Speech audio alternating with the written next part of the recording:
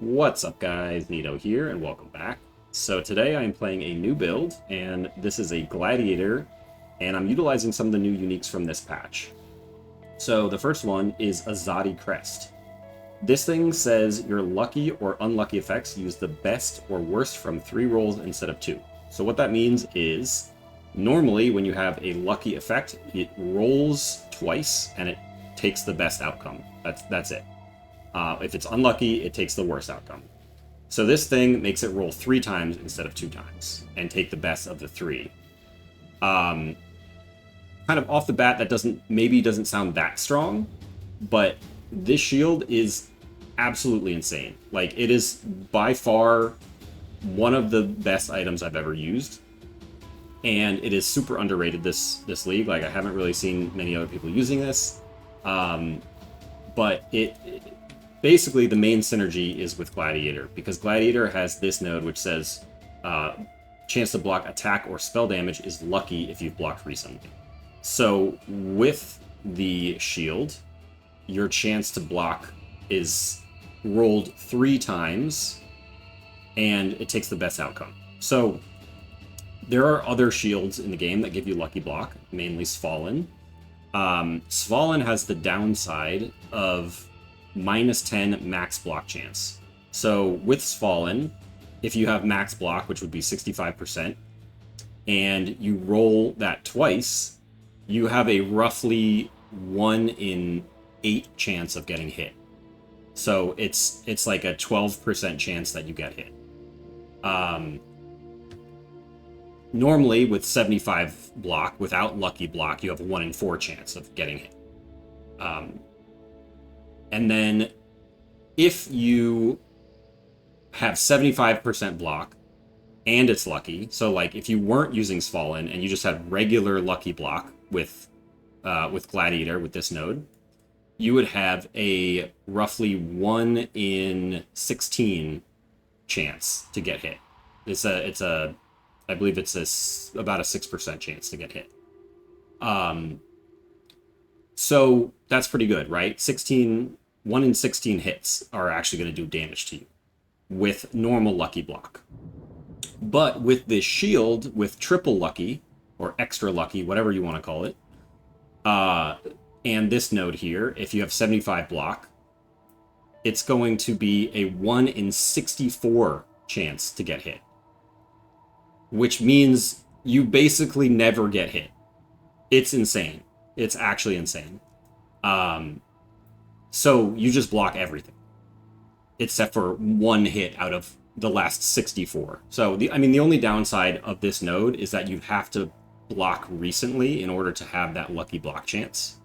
So there is a window where if you haven't blocked in a while, you're going to have a 1 in 4 chance to block. But as soon as you've blocked 1 hit, all the other hits, you're going to have a 1 in 64 chance to get hit. So that alone is already crazy and already makes this shield like one of the best items in the game, in my opinion, at least for Gladiators. But it doesn't just apply to lucky block, it applies to all lucky or unlucky effects. So for example, I'm using Viridi's Veil, which says damage of enemies hitting you is unlucky while you have a magic ring equipped, which I do. And it also says you take no extra damage from critical strikes if you have a magic ring in your left slot, which again I do. So we have basically all enemies hitting us, their damage is going to be rolled 3 times and it's going to take the worst value. So that's really good damage reduction from hits, from that 1 hit that does get through, or from the hit, if you get hit before your block chance is lucky, that's going to save you in those times. So that's pretty good. And then take no extra damage from critical strikes enables the use of this other new unique from this patch, which is Binds of Bloody Vengeance. And this is a new belt which says all hits with your next non-channeling attack within 4 seconds of taking a critical strike will be critical strikes. So you get crit, your next hit is a crit, guaranteed. And you can get crit and block the crit, and it will still trigger this. So if we're getting hit all the time, and we're blocking all those hits, and those hits are crits, then our next hit is going to be guaranteed to crit, which is going to enable Maralene's Fallacy, which gives us a ton of crit multi, but it gives you less crit strike chance. But normally our crit strike chance is actually 0 because this is a Facebreaker build, and I don't have any items that give me base crit for unarmed attacks. Normally there's no base crit for unarmed attacks. So the idea is that we just let enemies hit us, they crit us, and we use Reckless Defense Jewels to A, help cap our block and spell block, and B, take more critical hits, because most enemies have a base 5% crit chance. So if you have this jewel, it says hits have 200% increased crit chance against you, so that adds an extra 10% chance to be crit for each one of these jewels, and you can have multiple of them. Currently, I only have 2.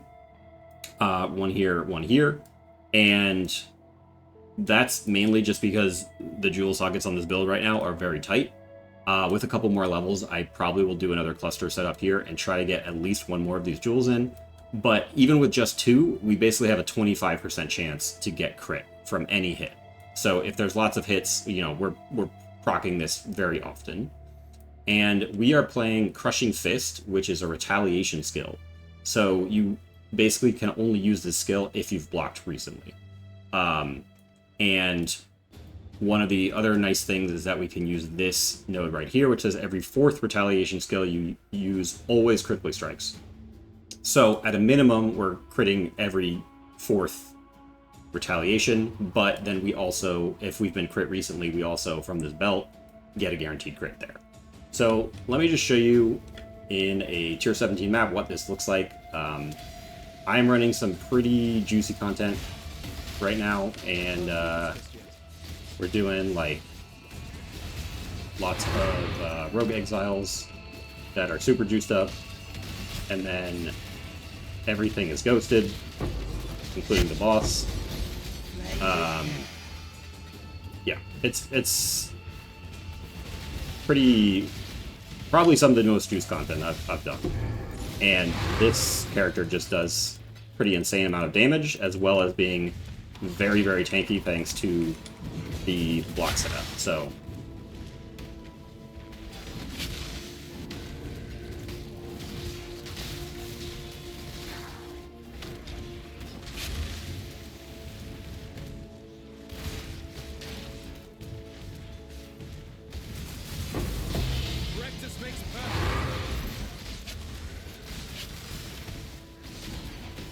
as you can see, I'm also running a map with a 1,106% increased crit chance, and a bunch of crit multi, and enemies have power charges, and all of that is actually beneficial to me. So it actually lets you run certain map mods, and they actually help you instead of hurt you, because again, we're taking no extra damage from crits, and those crits are actually making us crit more.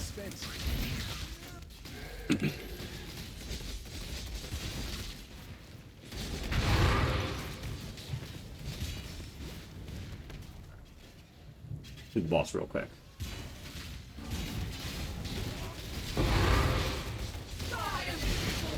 As you can see, I can just kind of sit in the middle of everything. And these bosses, I'm using scarabs that add extra toughness to the boss. So like, this is not just a normal boss, but as you can see, I'm just like chunking the hell out of it. So yeah, this build has definitely been one of the strongest builds I've ever played. And part of the reason is because of our Mercenary. So we are using a Swiftblade Mercenary with Rallying Cry, and Rallying Cry adds flat damage based on the Mercenary's weapon. So we use a huge flat fizz weapon, and then a bunch of like Warcry buff effect. So we have like implicits everywhere for Warcry buff effect. We have Anoint on everything. That do Warcry stuff. We have also like Pride Aura and Pride Aura effect on a bunch of our gear here. And so that's giving us a crazy amount of extra damage because of Facebreakers, which now got buffed this patch and goes up to 1,000% more physical damage with unarmed melee attacks. So if you have a big source of flat damage, like Rallying Cry, that's going to get multiplied almost 10x just from using Facebreakers. So it's extremely strong, like to the point of it's probably going to get nerfed if I had to guess. Damn, I need to take this. I'm too poor not to take a 3 Divine trade in the middle of making a video.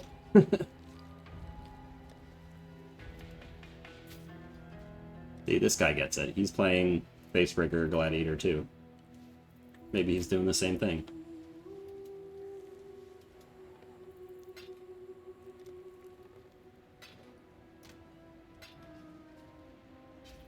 Alright. Anyways. So, yeah. The Merc setup is massive for this build. So, like, if you look at my average damage, Crushing Fists, it's 127,000 right now. Let's see what it is when the Merc does Rallying Cry near a bunch of enemies. Wait for it. Oh, now it's over 2 million, 2.7 million, and that'll go all the way up to, like, 4 million if there's enough, like, unique enemies and stuff nearby. So, yeah, it's like, way more than 10x damage. It's, like, probably 20, 30x damage from the Merc. It's kind of crazy. It's, like, definitely probably gonna get nerfed, but it's very good. It's very strong. So the other thing is, like, we have Warcry cooldown anointed, and then we also have Warcry buff duration and Warcry buff effect and stuff anointed, and increased total power of Warcries anointed. So not only are the Warcries extra strong, but they also last for quite a while, and you actually can get like 100% uptime. So here's the buff. It lasts like 6 seconds, and you can see, like, when it... No, sorry, I killed all the enemies. Basically, he'll just reuse it as soon as it wears off, right? Yeah. So, like, you basically have full uptime on it. Which, yeah, it's pretty reliable. You don't need to use that new helmet Howl Crack. Like, I know some people are using that on the Mercenary, and it basically gives it no cooldown at all. But you don't need it. You can just get a little bit of cooldown recovery from the anoints, and it's fine. And then also, I'm using the new Rune Graft that makes buffs last longer on me. So that helps it to just get to the point where it never really falls off. So yeah, it's pretty reliable, and it's very, very, very strong for Facebreakers specifically. Yeah, so as far as the rest of the build, so we use, obviously we have to take Determined Survivor to get the lucky block here. And this shield has a fairly low base chance to block, so we overwrite it to get 50%, so that, you know, it's very easy to cap attack block on a Gladiator. Capping spell block is a little bit harder, so what we do is we have, so as you can see, we're 75 spell block, so we are capped. So we have the Reckless Defense Jewels are giving us some, so 6% here, 6% here, and then I have Prodigious Defense on a Cluster Jewel here, which is another 4%. And we use a Tempest Shield, which gives us 27% block, spell block, rather. And then our chest has 8% crafted and an implicit for 9%. And yeah, that's pretty much it. The rest is just coming from the tree. I can't remember if there was any more anywhere else on the tree, but yeah, that's basically all we need there to cap block. So that's very strong because we don't need Versatile Combatant, which has the downside of -10 max block chance. So yeah, you want to avoid using that, because then that basically turns this thing into, or it's kind of like using Svalin, where it's like, it's just not as good, right? So I mean, it's still very strong, but it's not 1 in 64 chance of getting hit strong. Yeah. So, and then we also have measured retaliation, which gives you a 50% chance for used retaliation skills to remain usable and not consume a cooldown on use. And then we anoint no forgiveness, which is another 20% chance of that same stat. So that's a 70% chance that when you use the retaliation skill, you can just use it again, like immediately. And we also have 20% chance for skills to not consume a cooldown. So this is one of the new rune graphs. And that does not stack with this, but it does, like, it rolls separately, but it's going to roll it. So yeah, that's very, very good, because it just means we can spam Crushing Fist constantly. And note that this is not a bleed build. I know a lot of retaliation builds on Gladiator are bleed builds. This is a pure fizz hit build. Because Spacebreakers, this mod, the more fizz damage mod, only scales hits, not ailments. So we can't really do bleed. And then the last point, we just have War of Attrition, which, you know, it's not that important. It just gives you a little bit extra damage the longer the enemy stays alive near you, but most things die pretty quick anyways, so it's not really even giving us all that much. You know, it's maybe 10% more damage usually. Yeah, and then as far as the tree goes, you know, it's really just all about picking up jewel sockets, because we want all these reckless defense jewels that we can get. We have unwavering stance so that the enemy cannot miss, so that, you know, we want to be blocking as much as possible, so we don't want any evasion. And it also means we can't be stunned, which is obviously good.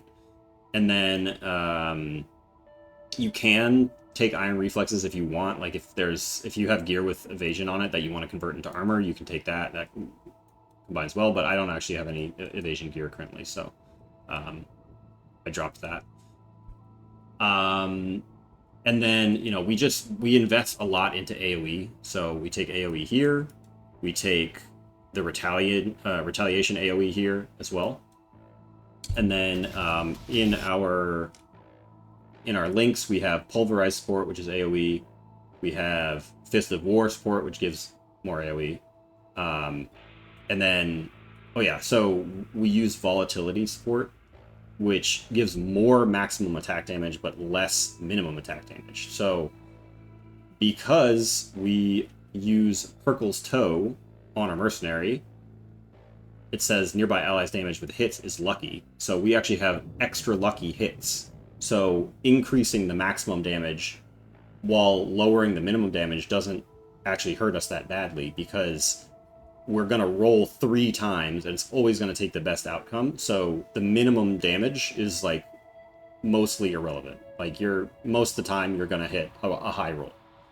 So that's really strong, again, because of the shield, the triple lucky thing. So, and it works very well with Volatility support. And then also we have 10% more maximum physical attack damage from the Physical Mastery down here. So that's kind of just like a nice combo to get a bunch of extra damage. And then over here, we have Lethal Pride.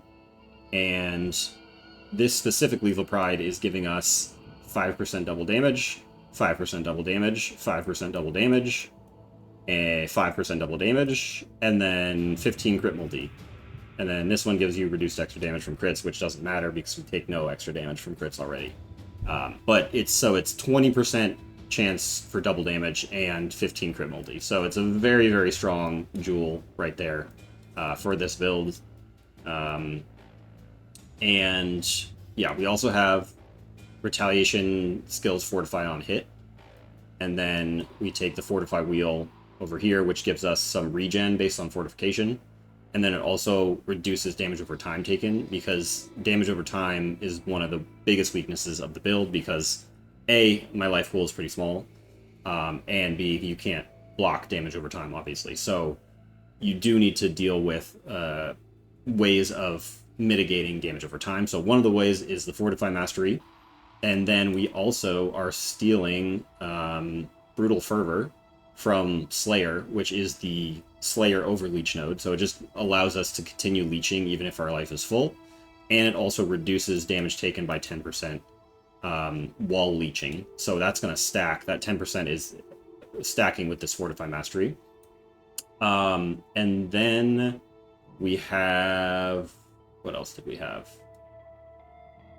Oh yeah, so we have the Rune Graph for 20% increased bonuses from our equipped gloves, which obviously with the face breakers you want to get that 20% more effect applying to the up to 1,000% more physical damage, so that's like 1,200% more physical damage basically.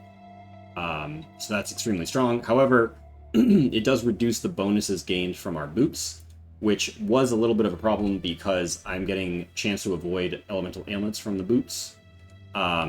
And as you can see, I have 101% chance to avoid, so I am fully ailment immune. But I had to get the highest tier of the Eldritch Implicit, so it has to be perfect in order to get that 101. Otherwise, you're not going to have full ailment immunity. You're going to have like a 1% chance to get ailments applied to you. And we also have the 35% chance to avoid ailments from the chest here. And then we take this Shield Mastery for another 20% chance to avoid.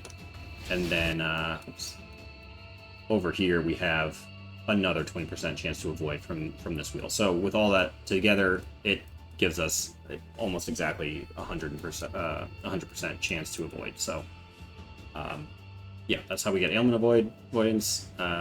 This is the Rune Graph I was talking about, where buffs expire slower, so that's how we keep our Warcry buff up. Also debuffs expire faster, so this one's very good on pretty much every build. I would say probably put this on like every single build this league.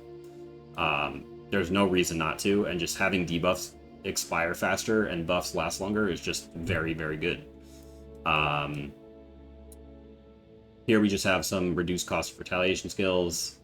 We have more reduced cost right here, and then also we're getting double damage from this one, so that's why we take that. And oh yeah, this Rune Graph gives us 40% of damage taken from crits recouped as life, so obviously we are trying to get ourselves crit, so if any of the hits don't get blocked, then we recoup 40% of damage from it. So it's another pretty good Rune Graph for this build. We are debilitating enemies on retaliation, which is very strong, and we get rage gain from retaliations. So, you know, the more we spam Crushing Fist, the more rage we get. We also get rage when hit, so that's how we're capping our rage. And we intimidate nearby enemies while you have rage, so pretty much everything nearby is always intimidated. We have the monsters can't block attacks, because you don't want to like do a big giant Crushing Fist and then just do 0 damage because the monster blocked. And then over here we have our Thread of Hope, which is a very large one, and this is giving us Hematophagy, which gives you a bunch of extra leech, because again we're Slayer, we have the Slayer leech, so that makes our leech last longer and leech more. We have Testudo, which gives us 30 life recovery on block. So obviously we're blocking all the time, so that's just like an extra way to, you know, if you're taking like degens or whatever while you're blocking a bunch of hits, it's going to heal you from that. And then we also have Frenzy and Endurance charges, minimum charges, and then damage per Frenzy and Endurance charge. And then over here we have Swagger, which is giving us chance to gain a Frenzy charge when you block, and then Deflection, chance to gain Endurance charge when you block. So that's how we're getting most of our charge generation. Currently I have 5 Frenzy charges and 4 Endurance charges, I believe. And, you know, with a couple more levels, you could get an extra Endurance charge if you want. Although, I think at this point it's probably better to invest into life, because, again, my life total is, like, fairly low.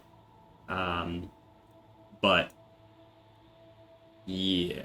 Let's talk about that. And we have another Reckless Defense down here. Oh, and then part of the issue with this build using the shield, it's a pure evasion shield, which means it has 154 dex requirement.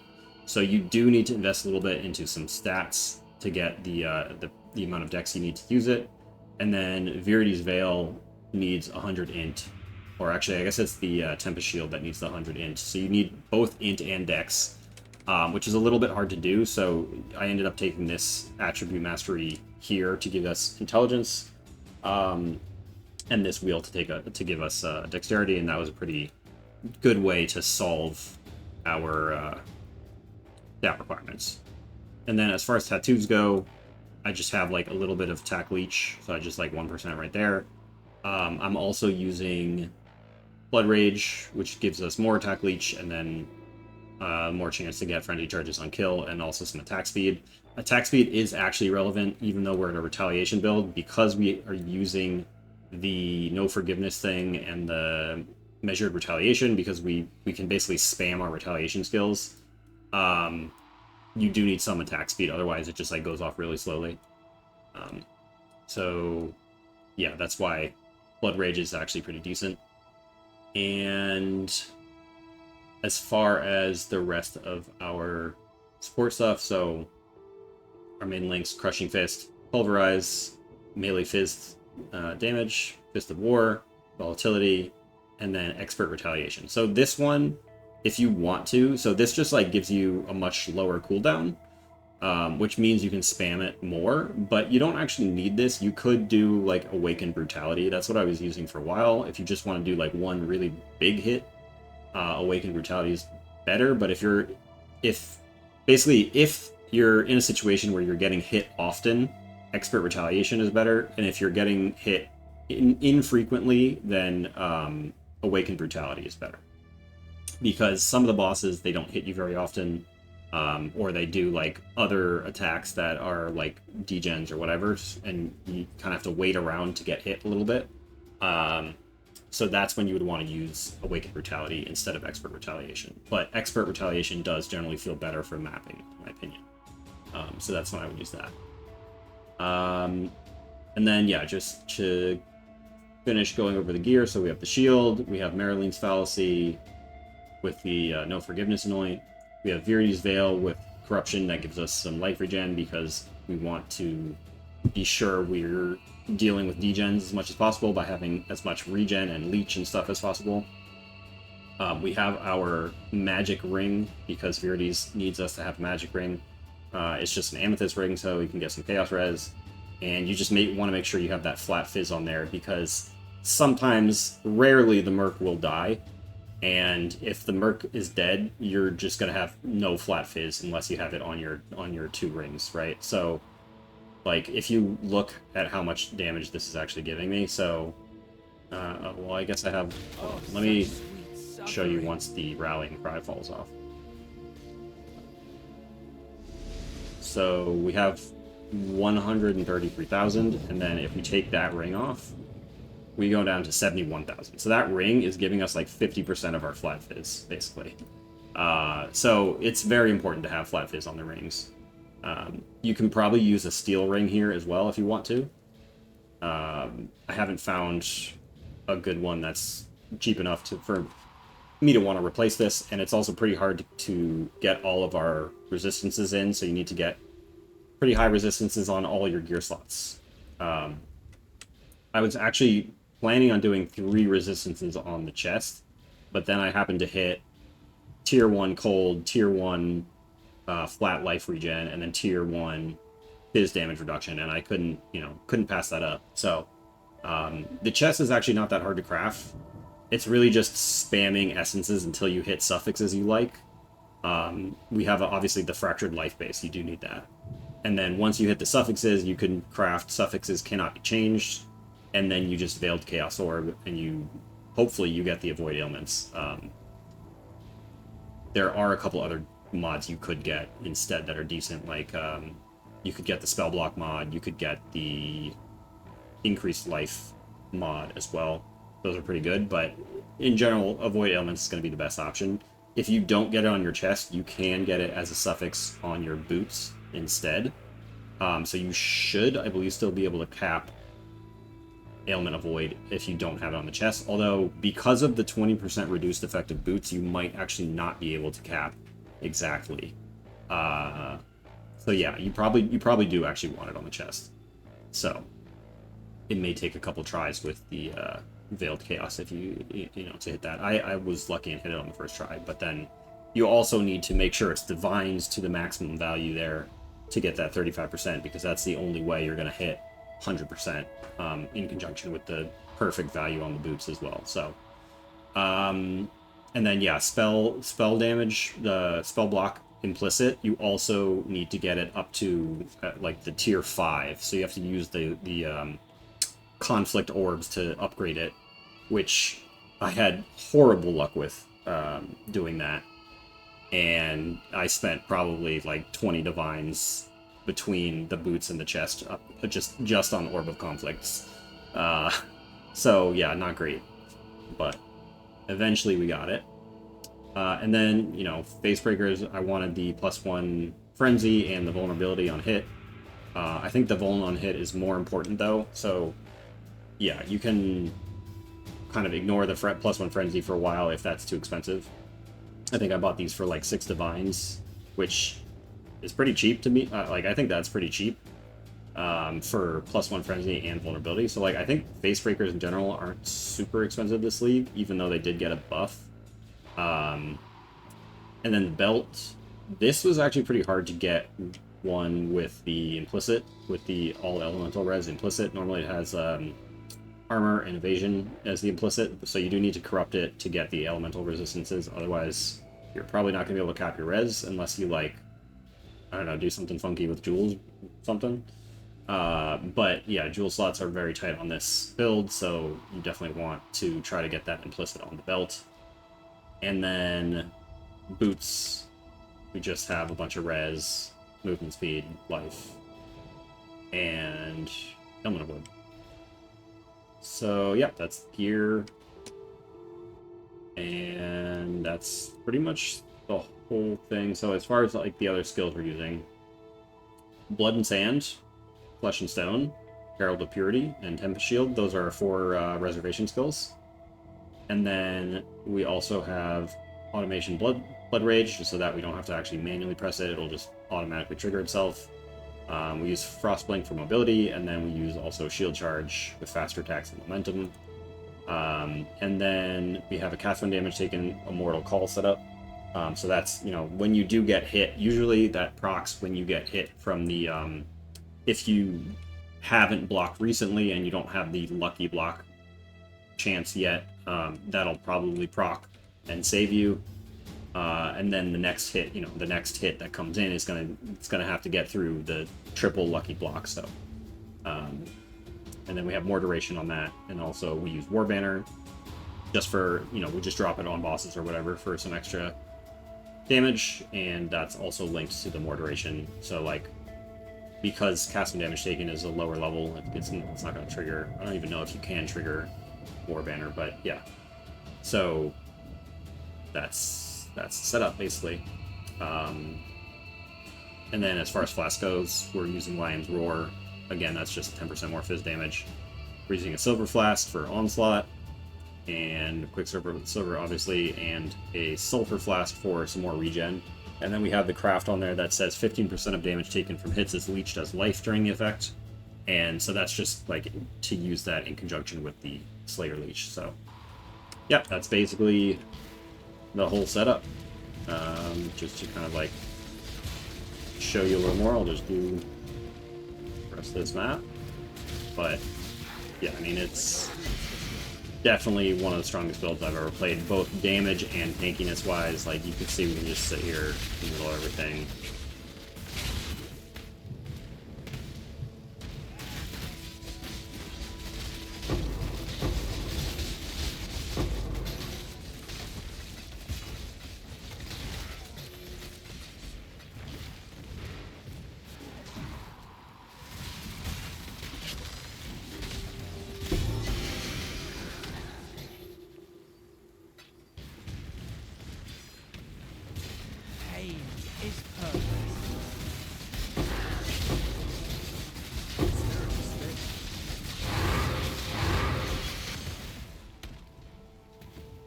I believe in traveling light.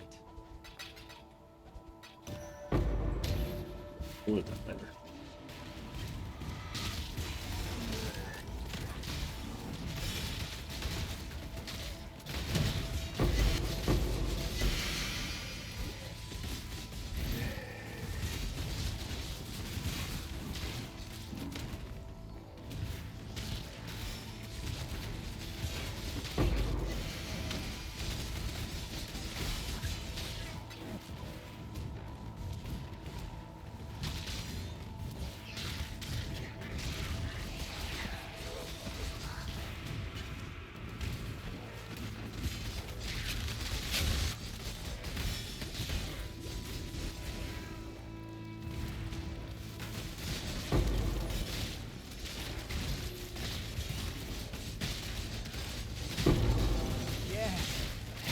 ground.